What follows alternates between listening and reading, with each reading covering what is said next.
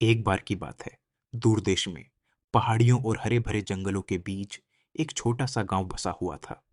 इस गांव में लिली नाम की एक जवान लड़की रहती थी।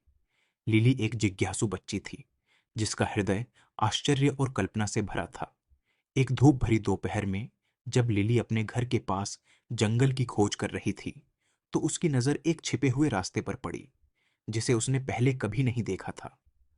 उत्सुकतावश वह जंगल के अंदर तक घुमावदार रास्ते का अनुसरण करती रही, जब तक कि उसे एक शानदार बगीचा नहीं मिला, जो उसने पहले कभी नहीं देखा था।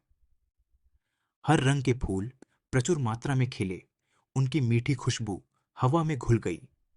तितलियां पंखुड़ियों के बीच नृत्य कर रही थीं और पक्षी पेड़ों पर खुशी से चहचहा रहे थे। बगीचे की सुंदरता को निहारते हुए लिली की आंखें आश्चर्य से फैल गईं। वह फूलों की कतारों के बीच से गुजरती हुई प्रत्येक नई खोज पर आश्चर्यचकित हो रही थी। अचानक उसकी नजर बगीचे के दूर वाले छोर पर लताओं के बीच बने एक छोटे दरवाजे पर पड़ी। जिज्ञासा बढ़ी, लिली दरवाजे के पास पहुंची और धीरे से उसे धक्का देकर खोल दिया। उसे आश्चर्य हुआ जब उसने खुद को बात करने वाले जानवरों और मंत्रमुग्ध प्राणियों से भरी एक जादुई दुनिया में खड़ा पाया। एक मिलनसार खरगोश उसके पास आया।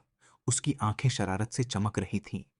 खरगोश ने मुस्कुराते हुए कहा, जादुई बगीचे में आपका स्वागत है प्यारे बच्चे। मैं थीसल हूं, इस अद्भुत जगह का संरक्षक।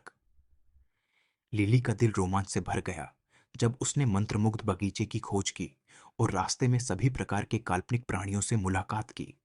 उसने परियों के साथ नृत्य किया, पक्षियों के साथ गाया और यहां तक कि एक ऊंचे ओक के पेड़ पर बैठे एक बुद्धिमान बूढ़े उल्लू के साथ कहानियां साझा की।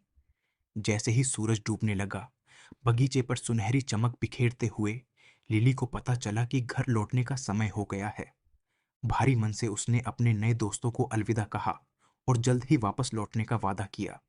अपने आरामदायक शयन कक्ष में वापस अपने मुलायम कंबलों के नीचे छुपी हुई लिली उस जादुई रोमांच के बारे में सोचना बंद नहीं कर सकी, जो उसने अभी अभी अनुभव किया था। उसने अपनी आंखें बंद कर लीं और जादू के बगीचे में उसका इंतजार कर रहे चमत्कारों के सपने देखते हुए सो गई।